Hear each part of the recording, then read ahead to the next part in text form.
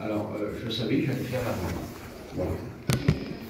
Je crois de tout mon cœur que ce soir, le Seigneur a un mot pour vous. Est-ce que vous le croyez? Pas un mot qui vient des hommes. Est-ce qu'un homme peut apporter à un homme? Rien. Sa misère, ses problèmes, ses difficultés. Un homme reste un homme. Certaines personnes pensent que les hommes de la Bible, c'était des hommes exceptionnels et que c'était tous des grands hommes. Et ce n'est pas eux qui sont grands, c'est leur Dieu qui est grand. Est-ce que vous comprenez? Vous avez compris ce que j'ai dit?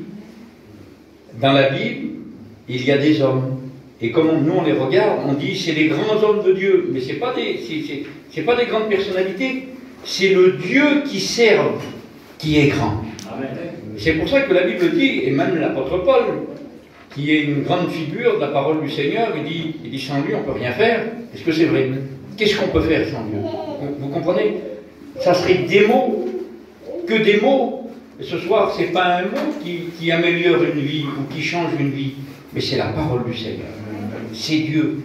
Le cantique que les frères ont chanté, il n'y a personne qui est comme lui. Personne. Ben, il n'y a personne qui est comme lui. Il a pris les étoiles dans sa main, il les a achetées dans le ciel.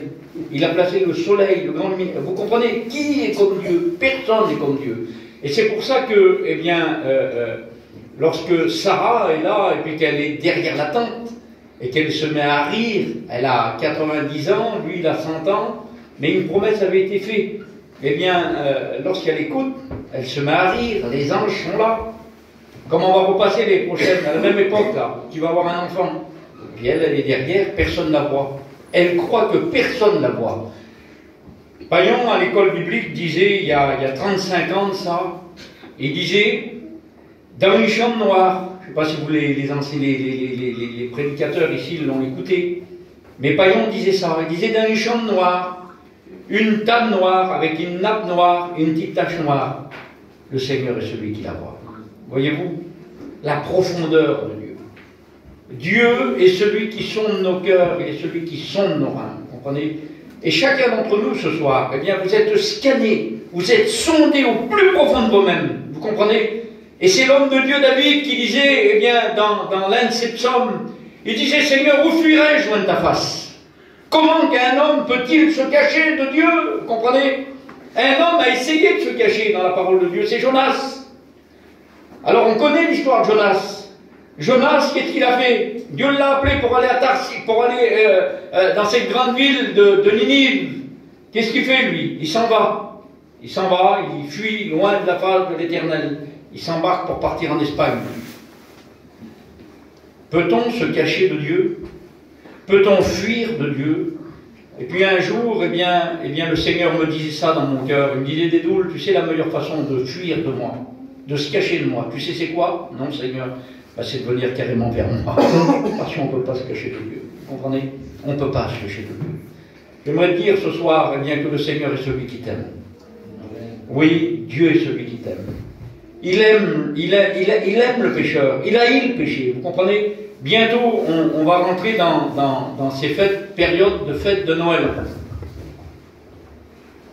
Et c'est tellement triste pour certains chrétiens. Une réunion de prière, ce soir, je ne sais pas, mardi, non, c'est de l'évangélisation. Mais on va laisser faire le Seigneur. Hein. C'est tellement triste. Ces fêtes de Noël, fêtes de premier de l'an, pour les chrétiens, je crois que c'est l'une des fêtes, de toute façon, Noël, c'est pas biblique, Noël. C'est pas une fête, c'est pas biblique, c'est une fête catholique. Jésus est pas né pour Noël, c'est pas vrai. Les bergers étaient dans les champs, ça n'a rien à voir. Mais c'est une fête qui a été inventée.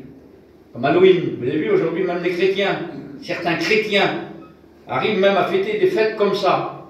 Eh bien là, dans quelques jours, là, il va y avoir Noël. Et puis toute l'année, on s'est efforcé de marcher avec Dieu. Est-ce que c'est vrai? Des petits jeunes là, qui sont là ce soir. J'ai vu qu'il y en a qui sont nuls à chanter, donc c'est des chrétiens. Et puis là, parfois, on va dans des endroits où il ne faut pas aller, ben, c'est la famille. Puis là, il y a de la boisson, il y a de la musique. Et puis le diable, là, comment il sait s'y prendre? Comment il sait s'y prendre pour nous détruire? Et toute l'année, là, on s'est efforcé de marcher avec le Seigneur en une fraction de seconde comme ça. Et puis tiens, on boit un verre, et puis un deuxième, et puis un troisième, et puis allez, après c'est parti. Quelle tristesse!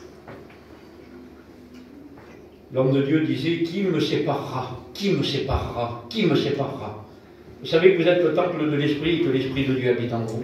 Est-ce que vous le savez? La réunion, on l'a fait ensemble ce soir. On l'a fait ensemble. Vous n'êtes pas n'importe qui. Vous êtes des enfants du Seigneur. Peut-être que pour le monde, vous n'avez pas de valeur. Mais aux yeux du Seigneur, vous avez de la valeur. Vous avez de la valeur. C'est pour ça que comme vous pleurez, comme vous êtes dans la misère, comme vous êtes dans la tristesse, ou que vous êtes malade, ou que vous êtes, peu importe le problème que vous passez, que peut-être que vous êtes comme Jonas dans le ventre du poisson, là, que vous n'en voyez plus la sortie, vous êtes seul, vous êtes dans la solitude, dans la tristesse, et personne ne vous comprend. Et puis dès que vous levez la voix, et puis parfois même on n'a peut-être même pas la force à lever la voix au Seigneur. On murmure, comme cette femme qui était dans le temple, elle murmurait. Elle n'ouvrait même pas la bouche tellement que son cœur était gros, tellement que son cœur était lourd, tellement que son cœur était dans le chagrin, dans la solitude, dans la tristesse. Elle murmurait à tel point que le pasteur qui était là dans le temple, là, il se trompait. Il pensait que la femme avait bu. Et lorsque l'homme a parlé avec elle, elle a dit, mon Seigneur, j'ai pas bu. J'ai pas bu. Je suis venu répandre mon cœur devant l'Éternel. Dites Amen. Je suis venu répandre mon âme devant Dieu. Et lorsqu'on est là et qu'on est dans des problèmes, dans la difficulté, et que parfois, notre vie n'est pas toujours comme on le voudrait, que parfois même on veut se cacher, dès l'instant qu'on ouvre la bouche, déjà le Seigneur, il a vu déjà la repentance, il a vu notre cœur, il a vu qu'on est vrai. Et puis on ne le mérite pas. Et dans sa grâce et dans sa bonté, il pose son regard sur nous. On se met à pleurer et on est visité par Dieu. Dieu n'est pas là pour juger les hommes. Il n'est pas venu dans le monde pour condamner. Vous avez déjà vu dans la Bible une fois où Jésus est venu vers quelqu'un et l'a condamné? Non. Même certaines personnes ont fait des reproches à Jésus. Mais ils ont dit t'es avec des buveurs, t'es avec des pécheurs, des gens de mauvaise vie. Et le Seigneur lui dit, mais je ne suis pas venu appeler des justes, mais je suis venu pour les pécheurs. Vous comprenez? L'apôtre Paul dit, ne faites pas de votre liberté un prétexte pour vivre n'importe comment. Vous comprenez? Nous sommes des chrétiens. Nous ne devons pas vivre n'importe comment. Parce que nous portons ce trésor en nous. Vous comprenez, frères et sœurs? Et ce trésor, nous devons lui faire attention. Est-ce que c'est vrai? Je fais une lecture pour vous dans la parole du Seigneur. Quelques minutes, et puis je vais vous laisser. Je ne vais pas être long avec vous. David approchait du moment, dans le livre des rois, c'est dans 2 Rois 2, verset 1. David approchait du moment de sa mort. Il donna des ordres à sa maison, à Salomon, en disant, je m'en vais par les chemins de toute la terre, en disant qu'il va mourir. Il va dire, fortifie-toi et sois un homme. Il va dire, fortifie-toi et sois un homme. J'ai vu parfois comment on parle de quelqu'un, surtout nous, parmi les voyageurs, comment on dit lui là-bas, c'est un homme. Alors vous comprenez bien que nous, on ne parle pas d'un homme, on parle d'un chrétien, vous avez compris, frères et sœurs. Mais comment on regarde quelqu'un, qu'on le pointe du doigt, et puis qu'on dit lui là-bas, c'est un homme. Elle là-bas, c'est une femme. Ça englobe tout. Est-ce que c'est vrai? Ça veut dire qu'on peut lui faire confiance. Ça veut dire que comme il vous dit quelque chose, on n'a pas besoin de vérifier 3 fois. Vous savez que c'est compliqué, parce que, comme la Bible parle du mensonge dans la Bible, vous savez que Dieu a horreur du mensonge. Est-ce que vous le savez? C'est une chose terrible, Nicolas, dans la Bible, le mensonge. C'est une affaire terrible. Les faux témoignages. C'est un truc spécial. Mais là, il dit, sois un homme. Sois un homme. Il dit, sois un homme en observant, pas, il dit, pas pour faire des problèmes aux gens, vous comprenez, parce qu'il y a certaines personnes dans le monde, mais ça ne nous intéresse pas, nous on est des chrétiens, nous sommes des enfants du Seigneur, et il dit, sois un homme en observant les commandements de l'Éternel, ton Dieu, et en marchant dans ses voies. C'est beau ça, hein? Sois un homme. Pompidou, sois un homme. Marche avec Dieu. Martial, sois un homme. Marche avec Dieu. Mettez votre nom. les hommes, les femmes, mettez votre nom, soyez des hommes et marchez avec Dieu. Le livre des Romains 13, il dit, car vous savez en quel temps vous êtes. Il dit, c'est l'heure de vous réveiller. Alors il dit, marchez proprement. C'est marqué comme ça, hein. Il dit, marchez proprement. Il dit, avec Dieu. Proprement. C'est spécial, hein. J'ai vu des fois, vous passez derrière certaines personnes en Chine. Je ne sais pas pourquoi je dis ça ce soir. C'est pas possible. Un tel, ben, il n'a pas marché propre. Des fois, on est déçus dans notre cœur. Comprenez bien. Mais un chrétien, c'est quelqu'un qui est vrai. C'est quelqu'un qui marche avec Dieu. Vous comprenez? L'apôtre Paul disait, vous marchez si bien. Non, il disait, vous couriez si bien. Vous couriez si bien. Semblerait qu'il ne courait pas si bien. Hein, parce qu'il dit, vous êtes arrêtés. Dieu ne nous appelle pas à courir, mais Dieu nous appelle à marcher avec lui. Vous comprenez? Alors c'est sûr que quelqu'un qui court, vous comprenez, il ira beaucoup plus vite que vous marchiez. Et je peux vous dire que si on marche, moi je suis un garçon, je marche beaucoup, eh bien je peux vous dire que si vous marchez, vous verrez les progrès, et vous verrez que vous faites des kilomètres. Eh bien, Dieu ne vous appelle pas à courir, mais Dieu vous appelle à marcher. À marcher dans ses voies. Vous comprenez? En gardant sa parole. Si vous ne gardez pas sa parole, écoutez, la Bible dit que dans Luc 4, verset 1er, c'est Jésus qui revient du Jourdain. Et comme il revient du Jourdain, la Bible dit qu'il fut conduit par l'Esprit. Il revient du Jourdain, et il fut conduit par l'Esprit dans le désert. Comment vous allez faire si vous n'êtes pas revêtu? Vous comprenez? Il fut revêtu et il fut conduit. Si nous ne sommes pas revêtus, si nous ne sommes pas en communion avec le Seigneur et si nous n'avons pas une vie, vous comprenez, en gardant, le psaume 119 dit, comment le jeune homme, ou l'homme, ou la femme, la jeune fille, comment il va pouvoir se diriger? Comment se diriger?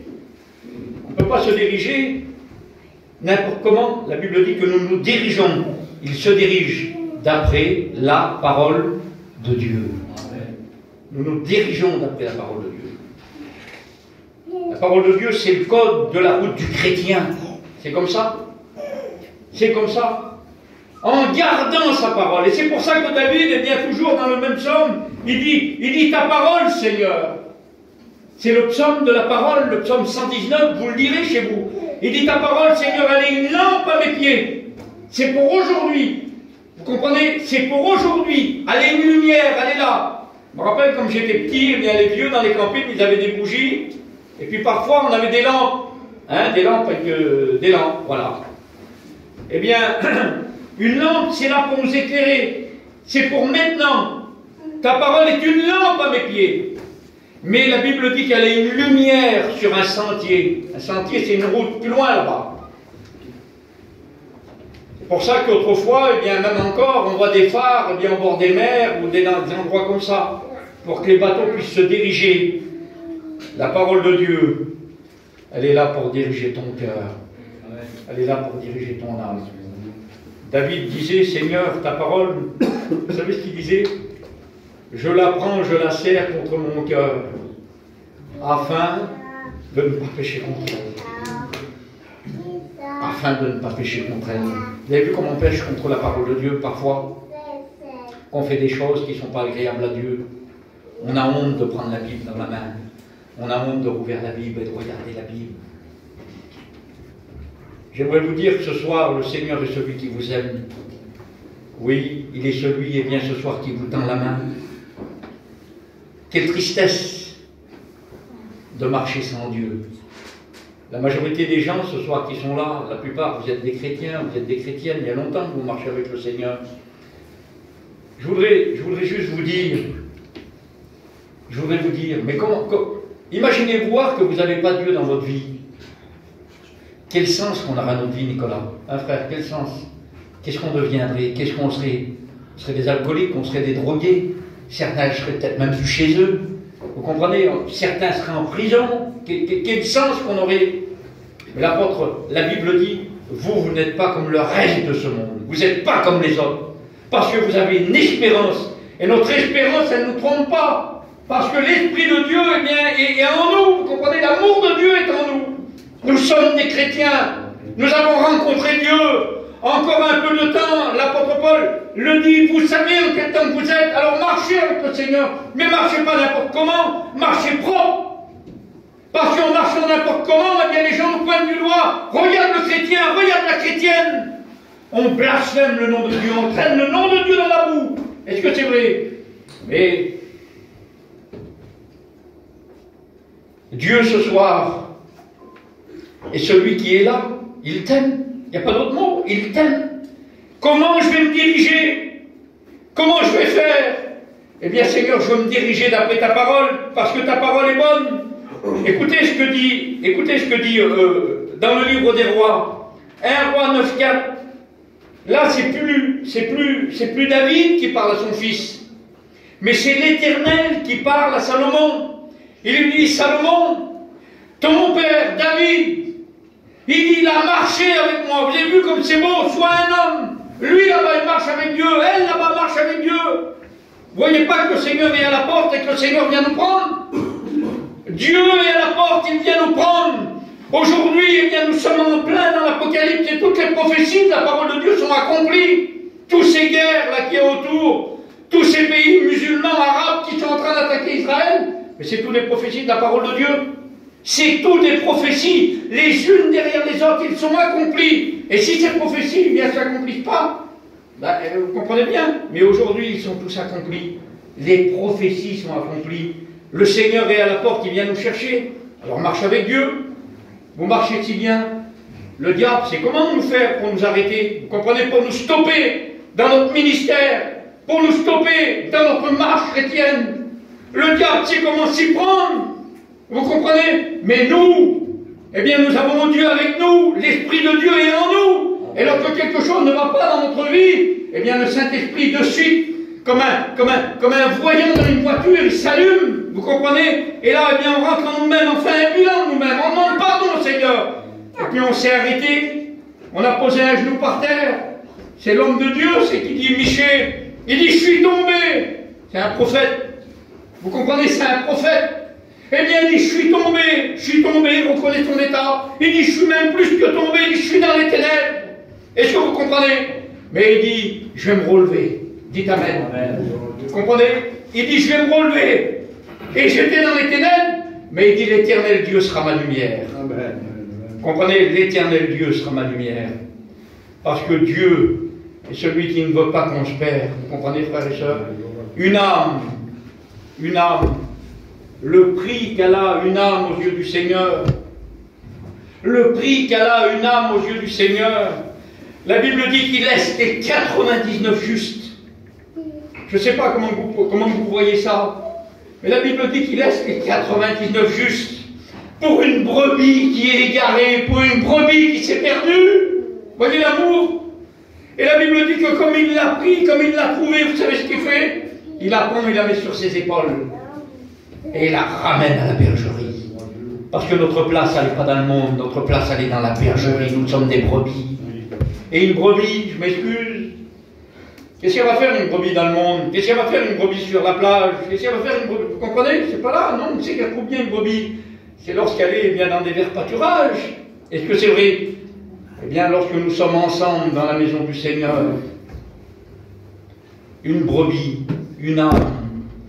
Il y a quelques jours en arrière, j'étais en Hongrie, et puis je voudrais vous remercier pour les offrandes que vous avez données. On a fait une petite offrande ici, hein, comme d'autres églises en France.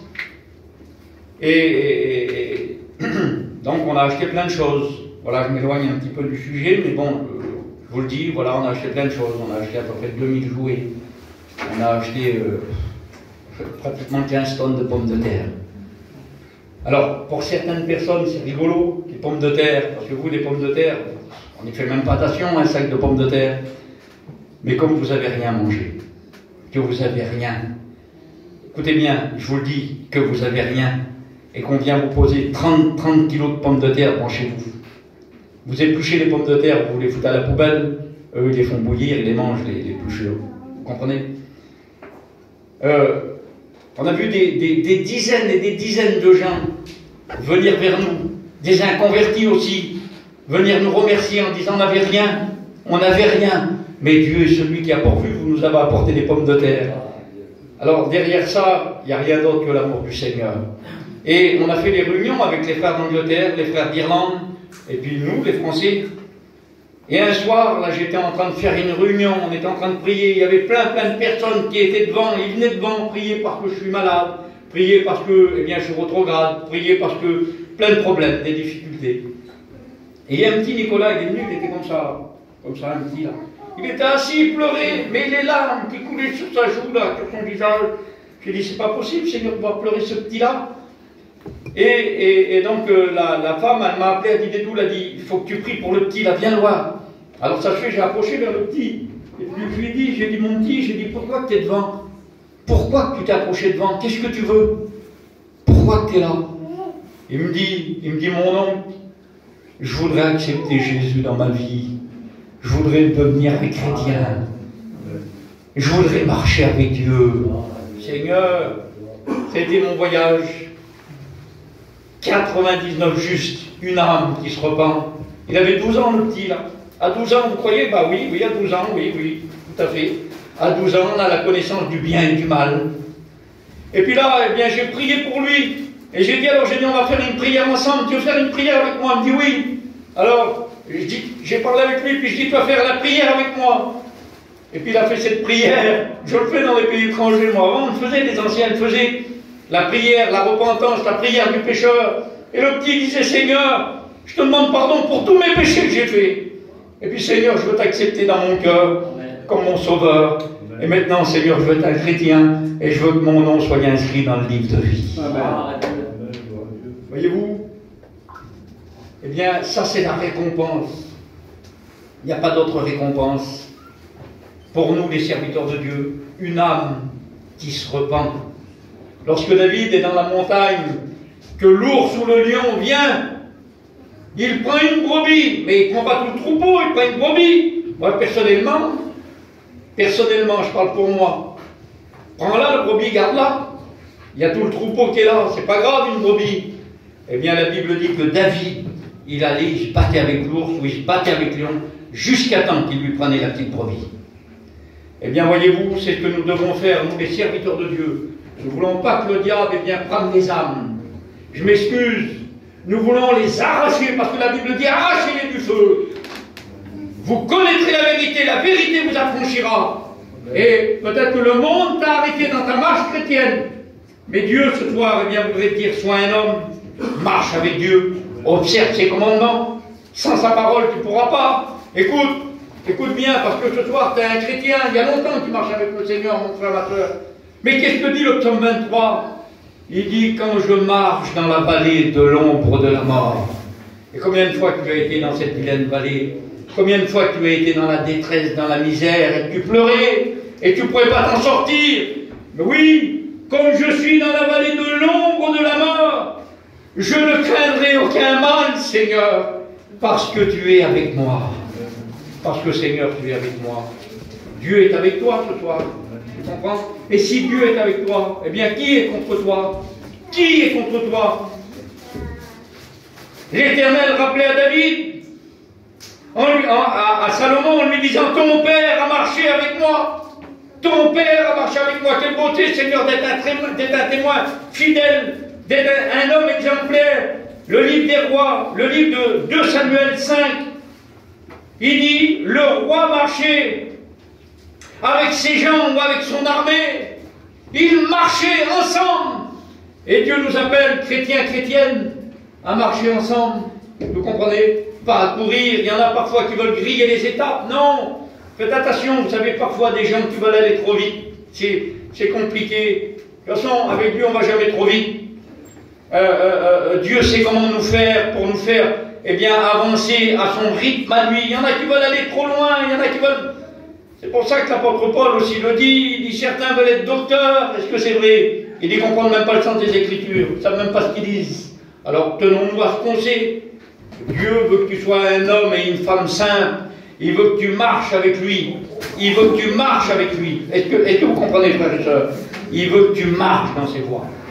Marcher dans les voies de Dieu. Et là, David dit à son fils, il dit, si tu marches avec Dieu, et si tu observes sa parole, si tu observes ses commandements, eh bien, David dit à Salomon, tu réussiras dans tout ce que tu entreprendras. Et c'est ce que Josué, l'Éternel disait à Josué. Il disait que ce livre de la loi ne s'éloigne pas de toi. Le Seigneur disait à Josué, médite-le ce livre, jour et nuit, et c'est alors que tu auras du succès dans ta vie. Tu auras du succès si tu marches avec Dieu, en gardant sa parole. Je serre ta parole contre mon cœur, je la serre parce que je l'aime, ta parole. Est-ce que vous aimez sa parole? Dieu, vous l'aimez? La parole, vous savez, un jour le Seigneur Jésus a dit au diable, l'homme ne vivra pas de pain. Vous comprenez? Mais l'homme vivra de la parole de Dieu. Nous nous nourrissons de la parole du Seigneur. Et puis, c'est Ézéchiel. Il disait, ce livre, je l'ai pris, je l'ai mangé. Mangez! Vous comprenez? Mangez ce livre. Eh bien, cette parole, qui est la parole de Dieu, nous devons la manger, la dévorer, elle doit être en nous, dans notre cœur. Et c'est pour ça qu'un chrétien, lorsqu'il a une vie avec Dieu, eh bien, on le reconnaît. Parce qu'il se nourrit de la parole de Dieu. Et lorsque nous sommes nourris de la parole de Dieu, allez dehors, là, en voyant, voyez des inconvertis, voyez des gens, eh bien, qui, même s'ils ne connaissent pas Dieu, dès l'instant qu'ils parlent avec vous, eh bien, ils vont voir que vous avez quelque chose que les autres n'ont pas. Vous savez pourquoi? Parce que vous êtes marqués du sceau de Dieu. Et parce que l'Esprit de Dieu habite en vous. Vous êtes le temple du Saint-Esprit. Est-ce que c'est vrai? Alors, ce soir, eh bien, voilà, j'avais ce mot dans mon cœur, puis c'est ce que le Seigneur m'avait demandé de vous partager. J'étais sur la route, et puis le Seigneur il m'a dit, ce soir, tu vas faire la rue. Alors avec Dieu, il n'y a pas d'hasard. Non, il n'y a pas d'hasard. Dieu a parlé à ton cœur. Dieu, ce soir, juge personne. Dieu juge personne. Il condamne personne. Il veut tout simplement, eh bien, que ce soir, eh bien, tu rentres en toi-même. On peut être à l'église, parfois, et avoir... Excusez-moi de ce que je dis, mais pour les sœurs, pour les frères, parfois on peut être à l'église et puis avoir arrêté de marcher avec Dieu. Et puis on ne manque pas une réunion. Est-ce que c'est vrai? On ne manque pas une réunion. Mais ce soir, je vous l'ai dit, Dieu est celui qui connaît ton cœur. Le monde a voulu t'arrêter, mais Dieu te parle. Et là, il dit que nous devons marcher. Il dit les gens, le roi David, le roi marchait avec ses jambes, avec l'armée. Eh bien, ensemble, nous devons marcher tous ensemble, main dans la main. Et si parfois, eh bien, dans l'équipe, il y en a qui sont plus faibles, parce que la Bible dit que celui qui est fort, il supporte. Vous comprenez le faible? Eh bien, s'il y en a un, eh bien, qui trébuche, on n'est pas là pour le condamner ni de l'écraser, mais on va le relever comme le bon samaritain, on va le prendre par la main, et puis on va lui dire, allez, vas-y, marche, viens avec nous, parce que bientôt, eh bien, c'est fini. Le Seigneur est à la porte, il vient nous chercher. Alors on baisse la tête, et puis on prie le Seigneur, et je vous remercie eh bien, de m'avoir écouté, et merci aux frères de m'avoir laissé la place pour rencontrer la parole. Prions le Seigneur, frères et sœurs. Rentrons nous-mêmes. Je crois que le Seigneur